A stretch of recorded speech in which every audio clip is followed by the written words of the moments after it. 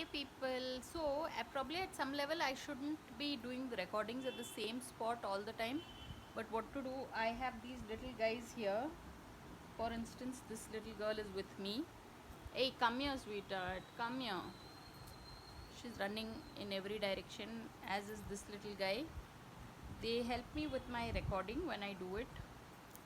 So that's the thing, yeah, when you have pets in the house, you have to do stuff according to what is convenient for them.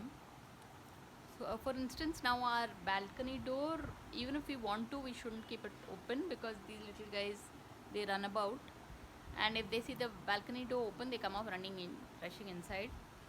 So yeah, so today my child is going back. I'm feeling so sad about that. So, but yeah, this is how, and they seem sleepy, so they are half asleep.